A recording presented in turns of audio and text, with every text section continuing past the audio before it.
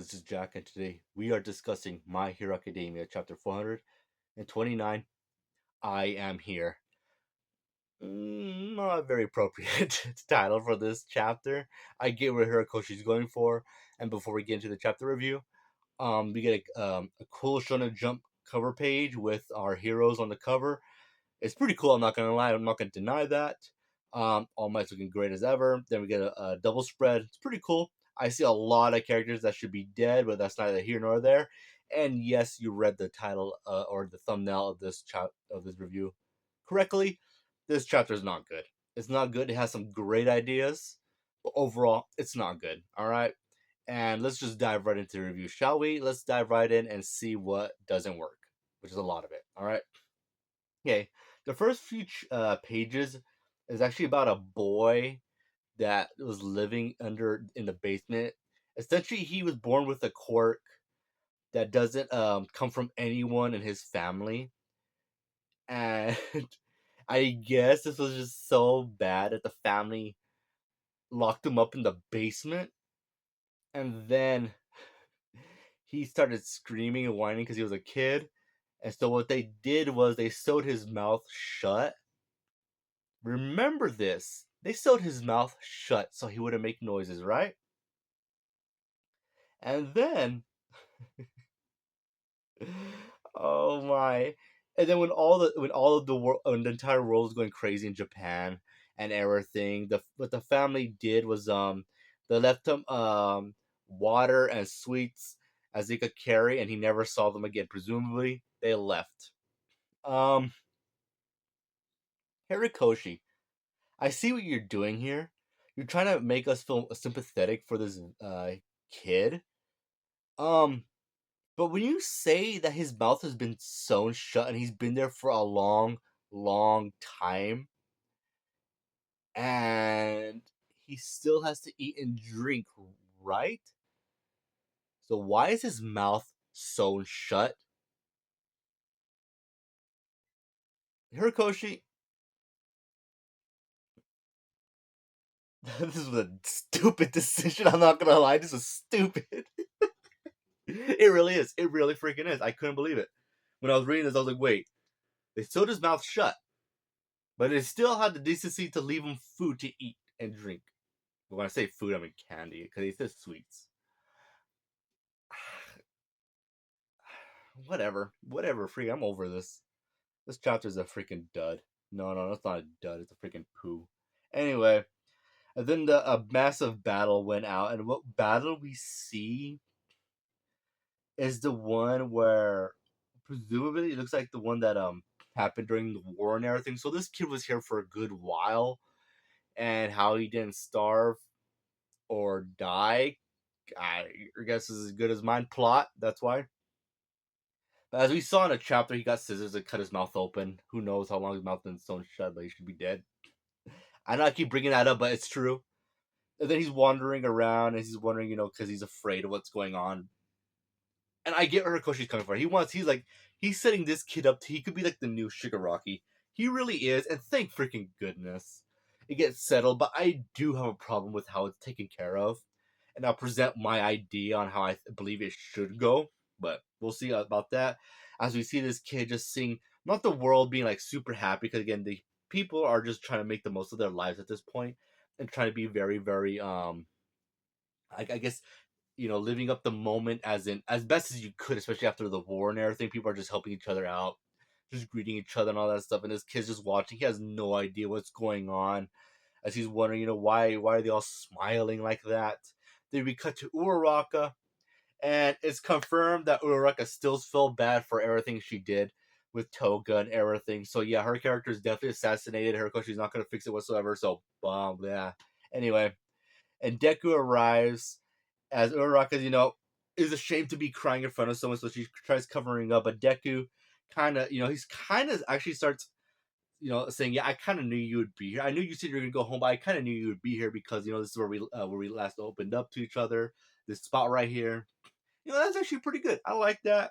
I think it works pretty well, especially when it was set up in the beginning of the war, right before the war arc, when our heroes were about to go fight the dawn before the battle, and yeah, them just talking to each other. That was actually a pretty good conversation. And then Deku goes on to sing, or like he appreciates Uraraka so much, that everything that she's done for him from the beginning, all the way when they're taking the entrance exam to where she saved them, to all the time where they helped each other out so much times, but she really no matter what she always smiled to help him out. Where eventually he says, I'm always been getting saved by you. You are my hero. Okay, I get where Hirokoshi's coming from because later on in this chapter, when All Might and Hawks are talking, they're essentially talking. Yeah, you could have more than just one great hero. You could have one more than just that. I get it, but in the sense of I get it, but really, like Uraraka over All Might, like when you're looking at it as just plain reading it, it really comes off to like really she came up above All Might. Like really? It's like I get what's going on, and to me, it's like, does it really work? And to me, it's like it could. I don't think it does in the context here, because it does seem like he's putting Uraraka above All Might at this point, and again I can see where Hirokoshi's going with here, but I just don't think it works. It does come close. I get where he's coming from, especially with the later in the chapter. I just don't think it really solidifies here. So I don't. I'm just gonna say no. It doesn't really work here. But Deku does say, he does actually hold her hand. Good moment where he says, as he holds her hand and says, "Holding someone's hand can put your heart at ease." And right there, she holds on to it. She just breaks down crying, and then she gets more into her character assassination. But, but there's some stuff here that could have worked. It literally could have worked. Like Uraraka, like could have said, she did what she had to do. She's sorry for what she did. With she wish I when I say sorry, not like what we got, like more like she wished she could have done something to actually help Toga, but in the circumstances that they were in, it was just impossible. It was just impossible. You cannot do it. You cannot at this point have reason with the villain. They character assassinate Toga. Y'all know how much I dislike Toga, but they assassinated her, and I really don't like that. And so, yeah, again, this could have been a genuinely good moment. And Deku's kind of brings up the same thing as he tears up, saying, he does think about Spinner and Shigaraki, that, if he had met them earlier, would they have been better people? And that's good stuff there. Like, that was good stuff where they could have thought, especially like if a hero like them like killed the villains, and they're kind of like having like that shock of that they actually have blood on their hands, but they had to do it. They had to do it to help save the world. But if things were different, could they have saved them? And the answer is, yeah, they probably could have. But unfortunately, you just can't live in the what ifs. You have to move on with your life. But that's not what's going on here. We just get more confirmation of them too. Just yeah, this is the way it is. And then everyone from Deku's classmates all come in, running in, watching Deku and Uraraka. They're like, why in the world did you come here without telling us you were gonna come here? How did they know Deku was gonna go there? Don't think about it. And then we see Deku with his ember still emerging, and I was like, oh shoot, no, no, no, please don't, please don't. And if my interpretation is wrong, please let me know. I want to be wrong, but my interpretation of this is, with all his friends around, Deku's embers will not go out because he has his friends with him to help him keep going through. And it seems to be that way. As Bakugo, I believe, asked him about his embers, and Deku says, yeah, I used it to get here. And we still see it burning. It's not like, bright or anything, but we still see him using it. Oh boy, where do I start? Okay. If your embers could burn even after you lose your powers, then All Might should have his friends are around. His best friend's still alive. He's got many friends. He's not a loner. He's a hero that has friends. Yes, he's kept his identity secret, but his best friends have it. Gran Torino is still a freaking alive. His best friend, the cop's still alive. Deku's alive. Like all of you, like he has a lot of friends. But that's not enough for All Might to keep his embers going. Now, The only excuse that could work is that he's still badly damaged.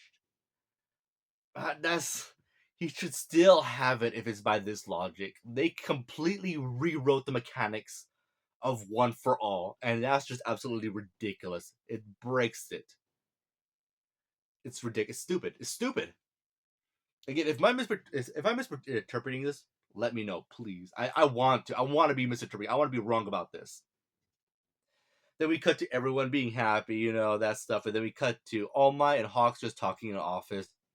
Essentially, All Might's like, I kind of want to abolish the rating systems of ranking heroes, And Hawks is like, he's for it, and I could see them wanting to do that, and he also wants to present heroes, like he wants to recommend some people as being heroes, and Hawks is like, well, there's a lot of civilians that want to be heroes. You remember that kid?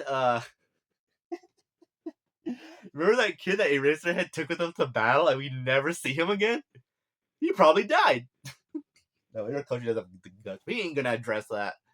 That was stupid too. But yeah, this moment's fine here with All Might and Hawks, where they're talking about abolishing that system and just kind of getting rid of it, even though it's gonna be a bit difficult. But as All Might does allude to, that he wants there to be just not one greatest hero. He wants many of the greatest heroes, and this does come to again. I see where Hirokoshi's going with this. It does make sense, and I do see where he's coming from, and I do think it somewhat works. But then you also think, well, if everyone's the greatest, then no one's the greatest. But I think this moment here is kind of one of the very, very few exceptions to where I get where they're coming from. Like, yeah, we're gonna stop that, so that way all heroes are kind of on an equal footing. Even though in the end we do know, no matter what, some heroes are gonna be far, far, far more popular than others. That's just a fact. That's just a fact. And honestly, if Hirokoshi has the guts to do it, he'll probably have it, being addressed in the next chapter, the last One Piece chapter, last My Hero Academia chapter, where where again, I'm hoping it's a time skip where it's far in the future. Deku and Uraraka has a family. Deku does not have freaking one for all it or all for.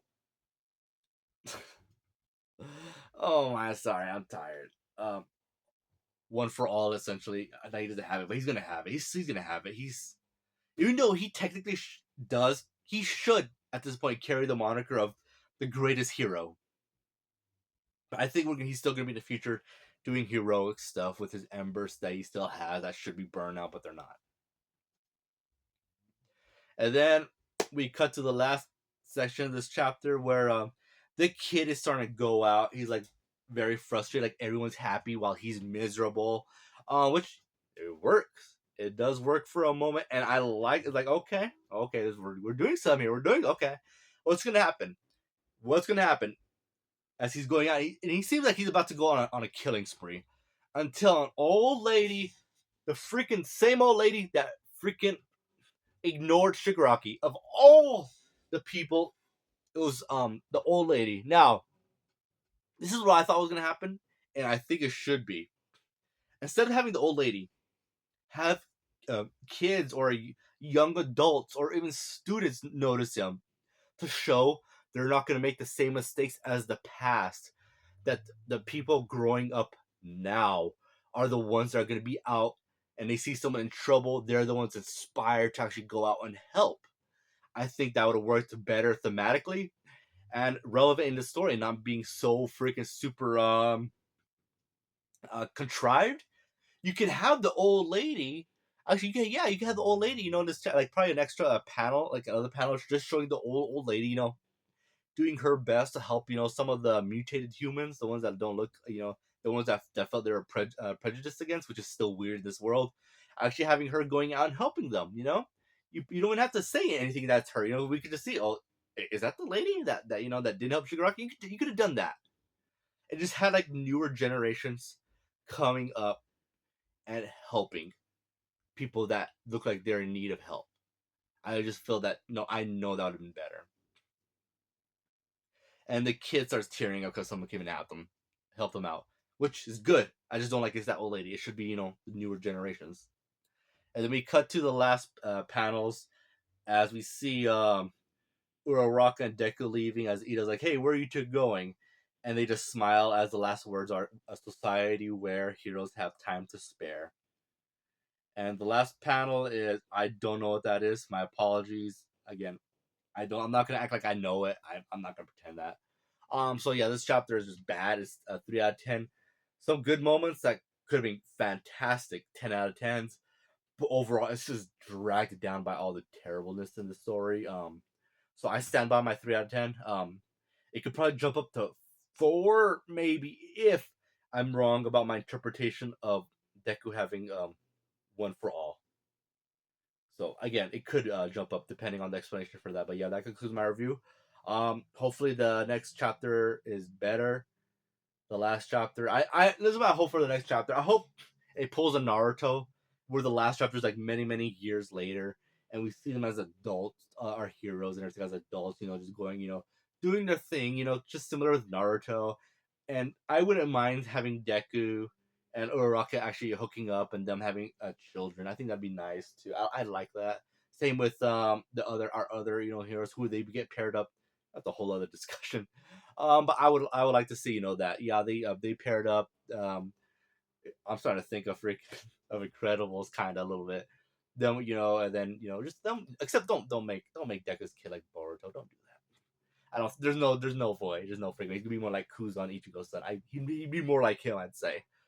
But yeah, just more like that. Just a time skip of where we're seeing where everyone's at, and it kind of leaves off on a good note. Like yeah, the world. There are still gonna be some villains, but you know what? We'll do our best to push forward and make this world a better place. And honestly, I'm all for that.